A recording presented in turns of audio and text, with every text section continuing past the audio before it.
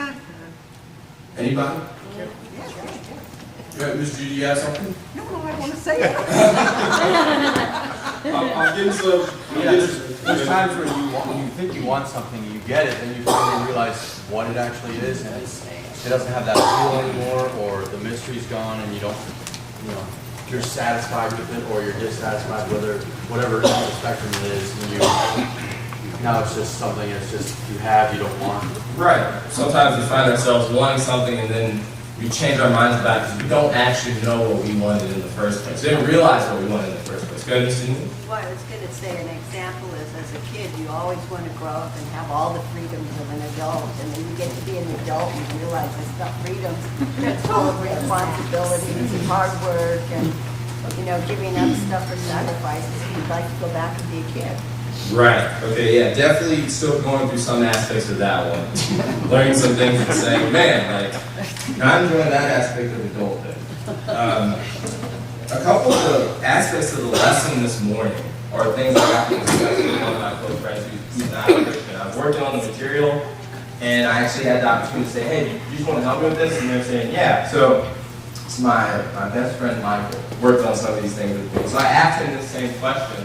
And his immediate question was, okay, immediately or over time? And I thought that was a really good question. Have you ever been in a place where you receive this thing, you change your mind about it? Was it immediate? As soon as you got it, you're like, this is not what I thought it was.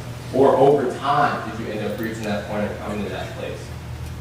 The example he used was sometimes having something on a wish list for a long time. And you finally get to the place of being able to get that thing, and then once you see it, you're like, why did I put this on here in the first place? Just a physical way of saying that you're in a different place in your life than maybe when you put that there before. For myself, it was having a younger sibling, or wanting a younger sibling. I don't have a younger sibling. But there was a long point in my life where I wanted a younger brother. Now that I got older, I stopped wanting a younger brother because I realized that if I got one, there's a lot of aspects in which I would have to take care of. So I asked this question this morning because it kind of applies to what we see Israel do in chapters 13 and 14 of Numbers. This question is put into action by these people. And we'll talk about that in a little bit. Last week, someone asked me what the reading for the next week would be, so I thought I'd go back to putting it up on the board for us. Numbers 15 and 16 are what we're going to be looking at next week. It's about Korah, Dathan, and Abiram. So we'll be focusing on that next week. So if you have a pencil, paper, you want to get that down, go ahead and write that down, Numbers 15 and 16. But what we're focusing on today is chapters 13 and 14 of Numbers, which focuses on the 12 spies. That's where we're going to be spending our time this morning. So we're going to start in the beginning of Numbers 13, verses 1 and 2. Kind of sets the scene for the rest of what we will talk about. Numbers 13, verses 1 and 2, the Lord spoke to Moses and said, send men to scout out the land of Canaan I am giving to the Israelites. Send one man who is a leader among them from each of their ancestral tribes. So the events that transpire in these next two chapters starts with this command from God. Israel has reached the promised land, and God is instructing Moses to send out men, leaders really, from each tribe, to scout out and spy in the land to see what Canaan is like. So verses 4 through 15, after this, is a listing of those men. You get their names and what tribe they are from. We know that there's 12 of them because they're coming from each tribe except for the tribe of the Levites. So what I want to ask us about these men is who are they? I don't know if that occurred to anybody to ask. When I was reading, that was my question. It's like, who are these guys? Who are these men? Why did Moses choose them specifically? It says because they were heads of the people of Israel. Right. Initially, I was thinking maybe these guys would be really good spies. Maybe someone adopt them to make them good spies. I also compared it to the leaders that we read about in the beginning of Numbers. In that census, we get leaders that are listed there. None of the men who are listed in the beginning of Numbers are listed here. But yes, they are described in verse 3 as leaders specifically. God wanted them to find leaders to send out.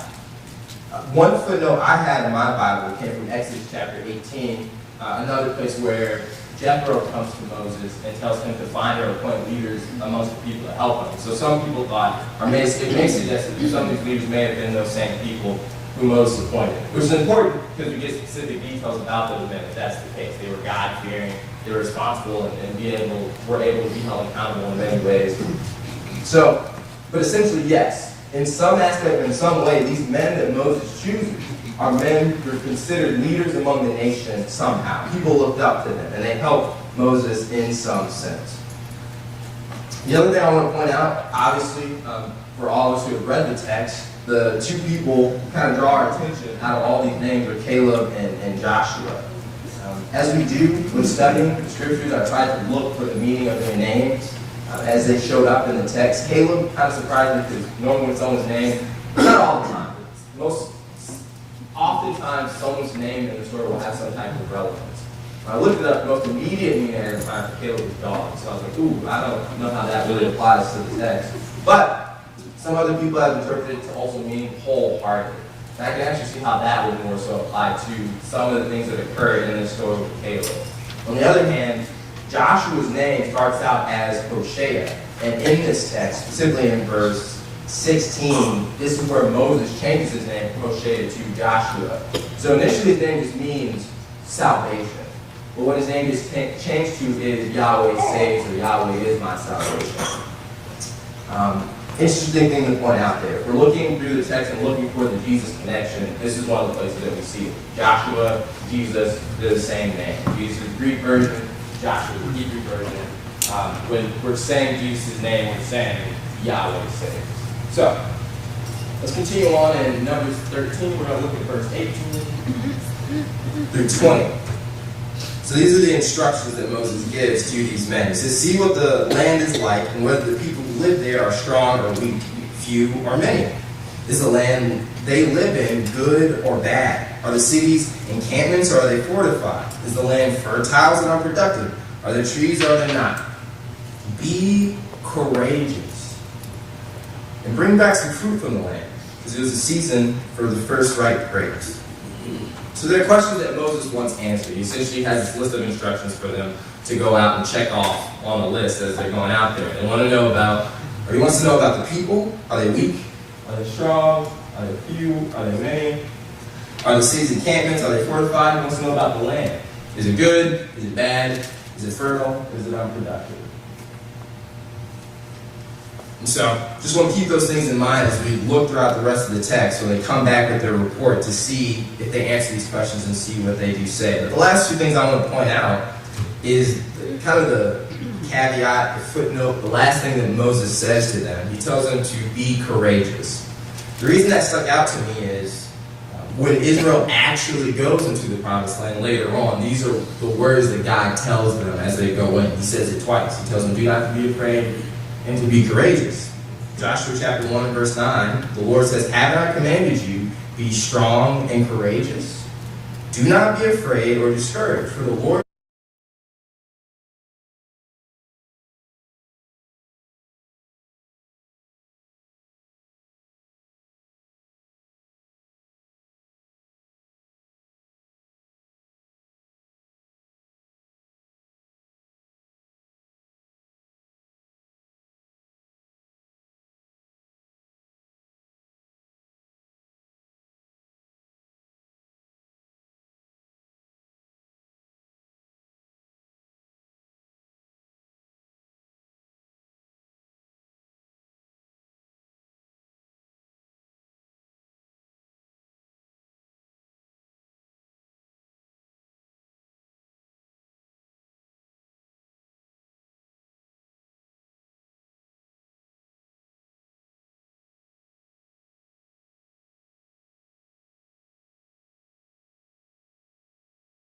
Last 40 years.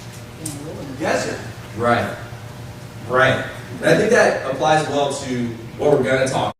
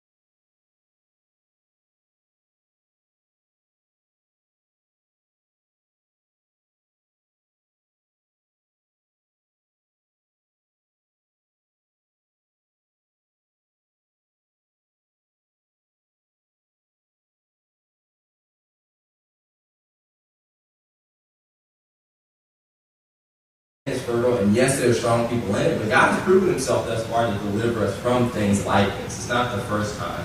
If we trust in God and believe in God, we can do this. That's not an optimistic thing to say. It's just truthful. On the other hand, people are taking a situation and making it worse than what it is, making it into something it's not, and leading people astray by doing so. Go ahead, Rebecca. Also, think about this.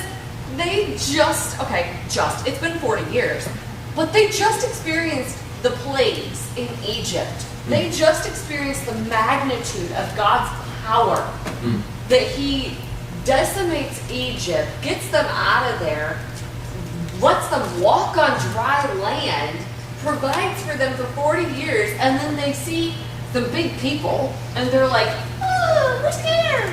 Like, Yeah. oh, it's like, Yeah, and you can really piece together what's going on here from this part of the text, but what we learn later on is that these complainings, these murmurings, this report is something deeper within that's seeping out. Kind of like how we're getting the first taste of things by going into the promised land and seeing it. This murmuring that we talked about last week and that we see here is the first taste of something deeper within that's pretty nasty. Ryan, do you have a comment? Yeah, I mean, chapter 14, verse 14, just like you're touching on there, this is more than just, where men and women were scared. This is rejecting God. Right. All the mighty works that were done. Right. Yeah, it's much deeper than it looks. For chapter 14, verse 14, they will tell it to their inhabitants of this land. They have heard that you... Sorry, my bad, verse 11. Verse 11. Yeah, the Lord said to Moses, how long will these people despise me? How long will they not trust in me, despite all the signs I have performed among them? Yes. What's seeping out from within, right, is this hate towards God. Really, we look at everything from last week about these murmurings and these complaints. We look at this bad report and the things that are happening, and I think when you're fresh to this text, you're like, why does God respond so harshly to these people? But then you realize that what these people are doing is coming from a place of hating God. And so that's really what's behind the actions and motivations of what's going on here. It explains why God would respond in the way that he does. Go ahead, Jack. I mean, it's kind of impressive how little they trust God, because as we mentioned, they've been wandering the desert for 40 years. They've never run out of food. They've never run out of water, and even their clothes weren't being torn to pieces or degenerated. They get to this point where they're completely reliant on God in this desert, and they're still saying, nope, we can't do this. God can't help us with this part. You think about working under someone that you really don't like. That's really what happens. No matter what they do, it's never good enough. You spend it to something else. They can't really gain your approval, and that's what's really going on at a deeper level. They had an opportunity to show God that they really did trust him. Yes, there are these things that kind of scare us right now, but we're going to trust in you that everything will be as you said, and we will take the land, and you will be with us. And to me, that's they had the opportunity and they blew it. Yeah. So I know that early application, right, is every time we keep seeing Israel do the same thing. The things we see them do is nothing new.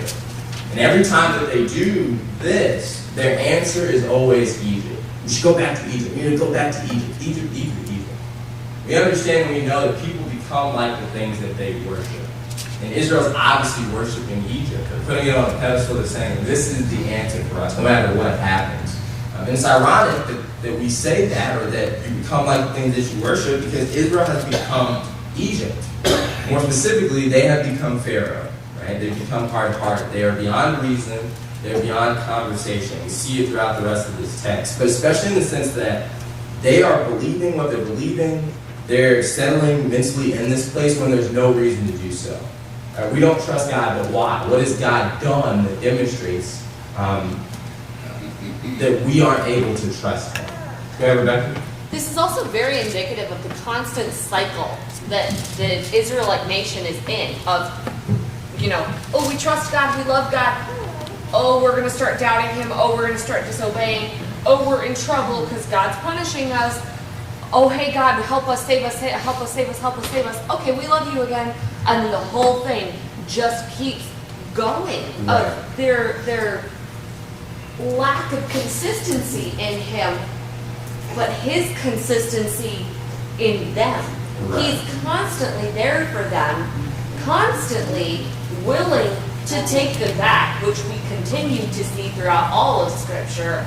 And now, we are God's people now, and we constantly turn our backs on him, but he's always willing to take us back. And this is just a stereotypical Israelite move. Yeah, we do see a cycle here, for sure. And every time, as I was reading through this text, my mind always went back to the initial cry that Israel makes when they're in Egypt, and God answering that.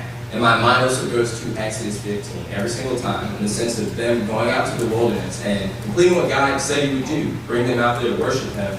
They worship him, and they confirm who he is. They recognize this person is our Savior. He's our strength, he's our warrior. And so it's like night and day to look at where they are now. Because like, at one point, you guys got it. We know because you sang it and you said it. But let's continue on, and we're going to keep hitting these aspects. And in Numbers 14, verses 1 through 4, this is one of our readings from last week, because it involves the murmur, right? The whole community broke into loud cries, and the people wept that night. And all the Israelites complained about Moses and Aaron. And the whole community told them, if only we had died in the land of Egypt, or if only we died in the wilderness. Why is the Lord bringing us into this land to die by the sword? Our wives and children will become plundered. Wouldn't it be better for us to go back to Egypt? So they said to one another, let's appoint a leader and go back to Egypt. So again, keep in mind that every time Israel murmurs, disaster follows. Every single time. They start to complain, they start to murmur, bad stuff happens. But let's be clear about why God does what he does and why he responds the way he responds. Israel is in rebellion right now. They say in verse 4, our leader, which God has appointed, Moses, is not good enough. We're going to appoint another leader, and this leader is going to take us back to Egypt. They're overthrown at this point. And keep in mind, what we read about last week was people rebelling against Moses and seeing what happens from that. Remember the fire that breaks out in the middle of camp. Remember the meat and the people that die for complaining about the meat and finally get it. Remember what happens to Aaron and Miriam from rebelling against their own brothers. But Israel saw this, and now they're at this place. So, again, we talked about last week why God hates murmuring. It's because it's something that makes him out to be someone that he is not. It's calling God a liar. And saying that he's not cut out to lead in this sense. Israel's making it very clear. They're saying it was better in Egypt, and God doesn't know what he's talking about, and he's going to get our wives and kids killed, and what we're going to do is pick a new leader for ourselves and have that leader give us what we want. This is what Israel has become. And it reminds me, the evidence of what we're saying here, why this is full-on rebellion, is in 1 Samuel. When Israel rejects Samuel as a leader and as a judge and says, we want a king. And what God says to Samuel in that time is, listen to the people and everything that they say to you. They have not rejected you. They have rejected me as their king. It's the same thing in the sense of saying, we don't want Moses, we want someone else as a leader that's going to take us back to Egypt. Someone who God has not appointed, but one that we will appoint. It's them saying, we know better than God. We're rejecting Moses, but more specifically, we're rejecting God. So this is what we get in verses 5 through 9. Joshua and Caleb, those important characters, show up again. So, Moses and Aaron fell face down in front of the whole assembly of the Israelite community.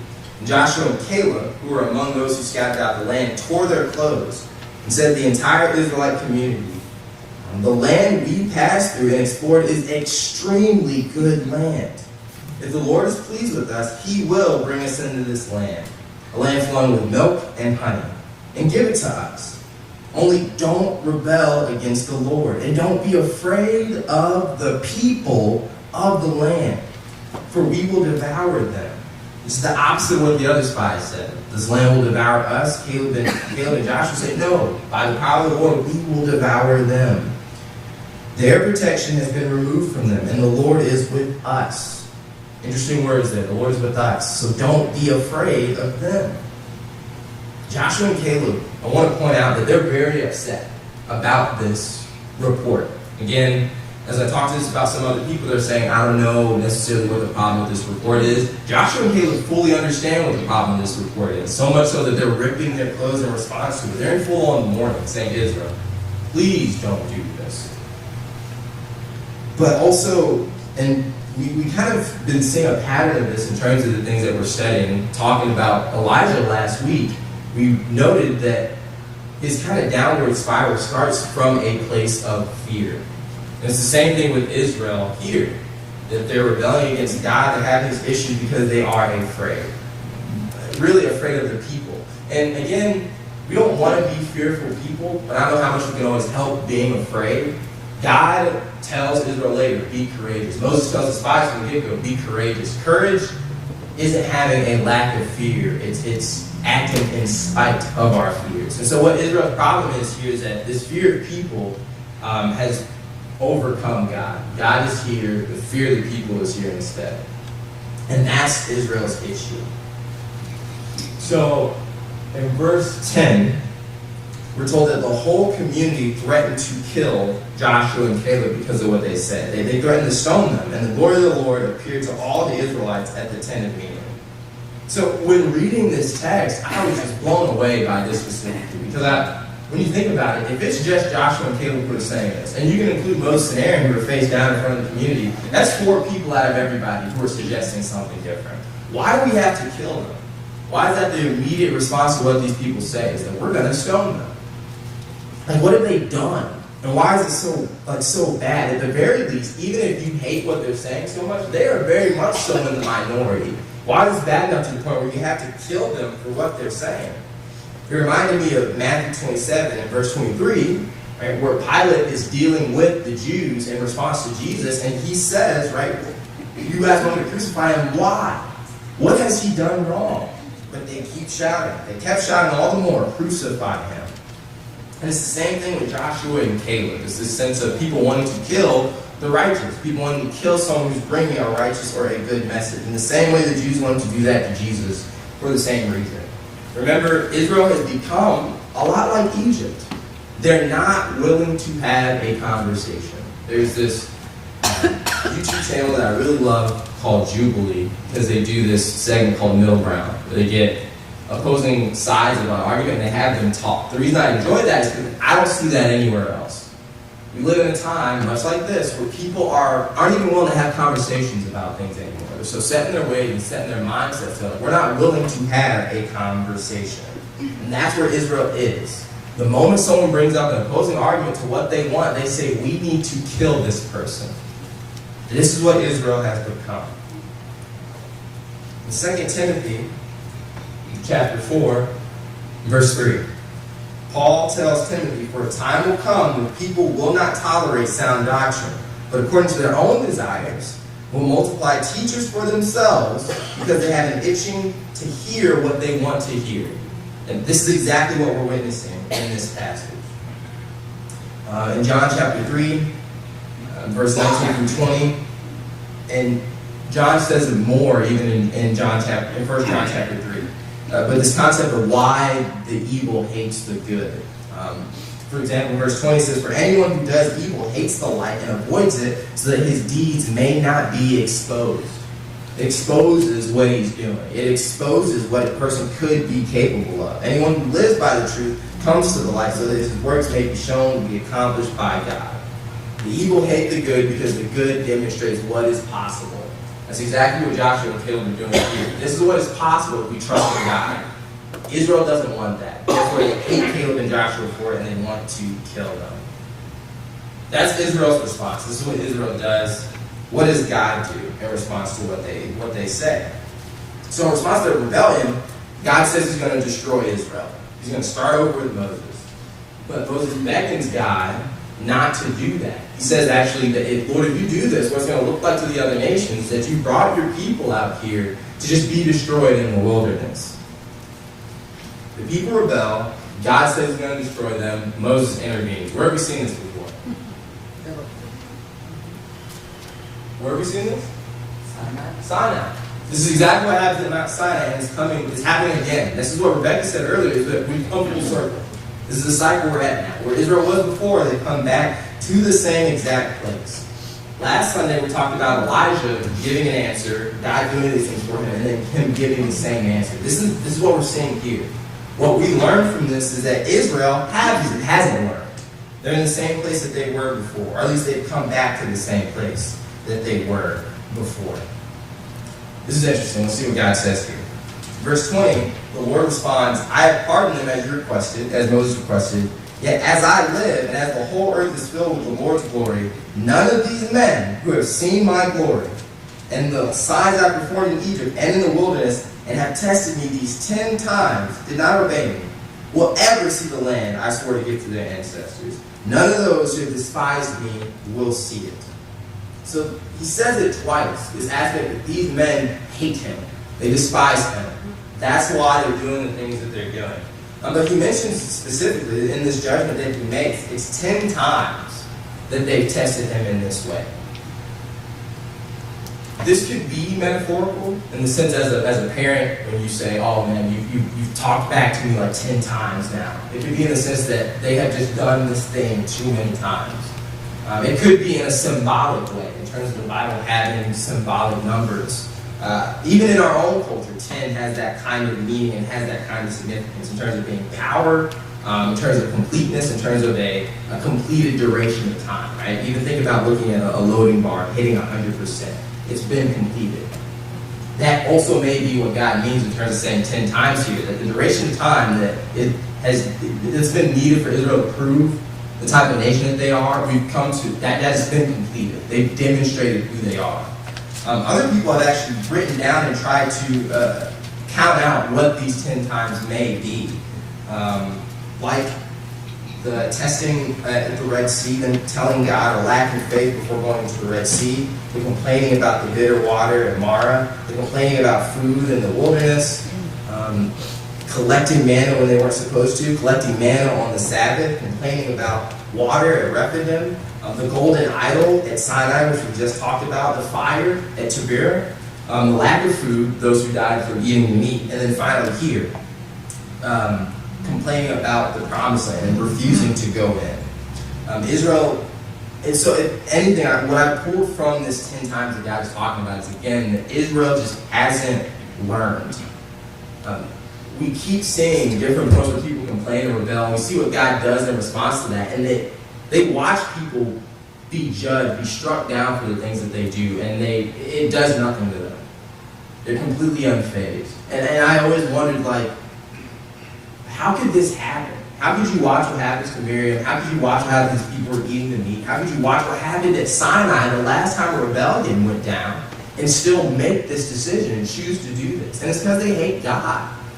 Of course, if you've settled in your mind that God is not a good person, that you hate him and that he is wrong, yes, that's always where you're going to be. You're going to stay there. Or at least they're staying there. They've camped out in this place. So it makes sense that they're being unreasonable in this sense. Go ahead, Jim. Just as a little tidbit, if you ever hear anyone say, like, oh, I only believe in God if I can see a miracle, like, the Bible is full of people who lived miracles on a daily basis and still chose to disobey. That seems to be why God is so upset in terms of the explanation that he gives to Moses, is that all these people who saw what I did in Egypt and all these signs I've done before them, none of them are going in.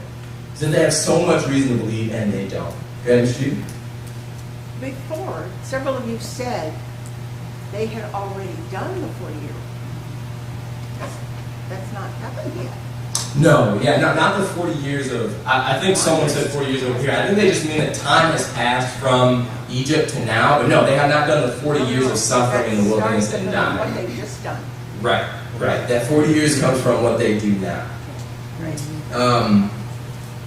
But I asked again at the beginning of the lesson, I asked again here why God asked them to go out to the wilderness in the first place. There's many reasons, I think, but to spy on the land in the first place. There's many reasons But one of them in particular is to draw out this obvious thing here, which is there's these people who hate God. If God didn't do this and just sent people into the land, these people that despise God and are reaping the benefits of a promised land that they didn't want in the first place, or one that they doubted God about, one that they said God was lying about. One thing I want to go ahead, Lorenzo. Sorry, You're good. in those instructions, it's interesting that one of the things was be courageous. Well, Joshua and Caleb, I wonder what was going through their heads as folks are picking up stones, getting ready to stone them. Everybody is saying negative things about God's plan, and they have to step in as to say, no, no, no. They're having to be courageous, but none of the Amalek, all the big people, they're having to be courageous against their own people. Their own people. At this moment, yes, that's where they have to show that courage is against their brothers and sisters. And it would demonstrate why they're so upset when these things start to happen, why they're tearing their clothes. On that same note about Joshua and Caleb, I just want to mention in passing that God commends and points to Caleb's spirit in terms of what he's doing here. It says, but since my servant Caleb has a different spirit and has remained loyal to me, I will bring him into the land where he has gone and his descendants will inherit. Considering we're in the middle of a study on the Holy Spirit, on Wednesday nights, I thought it was worth pointing out God talking about the type of spirit Caleb has in this text and what that produces. Another thing I want to point out about God, we're in this curriculum that I may know Him, learning new things about Him, or trying to learn about Him better, is when He talks to Moses. Notice the thing they just repeated here. The Lord says to Moses, "How long will these people despise me? How long will they not trust in me, despite all the signs that I performed among them?" Before he gives his declaration or his judgment, he says, "How long must I endure this evil community that keeps complaining about me?" As I talked to Michael about this, he questioned, if God knows everything, He's omniscient, then why is He asking how long He has to put up with? I was like, that's a great question. It's not that God doesn't know how long He has to deal with this. The words "how long" are the classic words of mourning. When you read the Psalms and David writing about the suffering that he's going through, the dark things that he has to feel, he asks, many people, more than just David, ask, "Lord, how long do we have to put up with this? How long do I have to deal with this?" And so, what I want to point out in terms of understanding God, sometimes people look at God in the Old Testament and see Him as a rageful, wrathful person. And that like He's this emotionless machine that says, okay, once people disobey me, I'm going to strike them all down. No, if we're talking about the 10 times in particular, it's a long time before God kills anybody in response to their rebellion. Every time they complain about something in the wilderness, He gives it to them. The water, the meat, the manna. And it's not until Sinai and before that He really starts to bring about this harsh judgment. But at the same time, it's not just wrath that God feels when He does these things. It's sadness. He is upset that this is what is going on. He's sad about it. And I think that's worth noting. He's not happy to do these things that He has to do. Go ahead, Alan. If I may, to your point, yes, it ramped up quite a bit because now this is Canaan. This is their home. This is the best of the best that He's given them all this time. And Canaan represents heaven. And it's the same kind of thing with heaven. It's like that's the final one. That's the best of the best. Right. And then as far as how long will these people despise me, I see that as a rhetorical question where Yes. David was actually asking, maybe, David was actually asking a question where this is more rhetorical. How long? Yes. How long do I put up with? Yeah, of course. David, I think, is more literal. What the Lord asking you is rhetorical. It's two situations of people going through tough things at the same time. David is suffering, and that's why he's asking how long they have to put up with this. The Lord is dealing with the people that He has done all these things for, and they hate Him in response to what He does. And He's saying, this does not feel good. Go ahead, Jack. I just want to point out how unique Moses' position is in this, in his life. God wants a relationship with us, and this is just showing the level of intimacy that God is willing to show. Like with Moses, he's not like asking Moses a question. He's just, in this particular session, it sounds to me like he's just with Moses, as if he's with a friend complaining about how long am I going to have to put up with this kind of stuff. Right. It's incredible that the creator of the universe is with this man who he's described as old, as timid, as all of these shortcomings, as he's human, and he has this intimate conversation with Moses, and Moses responds and is like he's consoling a friend, because he and God have that type of relationship. That's the level of intimacy that we should be striving for. Right. We should be talking to God and be like, hey, I'm here to help if you want my help. And that's what Moses does. He reassures God. He says, whoa, wait. I get how upset this is for you, but let's go another path. Right. And it's not that God needed another shoulder to cry on, but it just shows a level of intimacy that God had even with Moses. Yeah, we definitely see a relationship and definitely an intimacy there. If anything, I pulled from this aspect of the text that God cares. He talks to Moses, talks about starting over and destroying this land. It's not like that's something that he would do without feeling sad about it or feeling something about it. But that's definitely something from the text that we learn about God. In response to the text, what I learned about myself is that I don't want to be like Israel.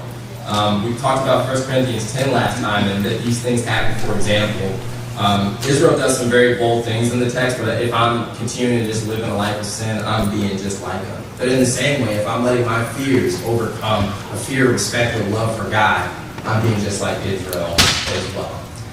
Thank you for your time, guys. We'll continue on in chapters 15 and 16 next week, talking about Korah, Dathan, and Abiram.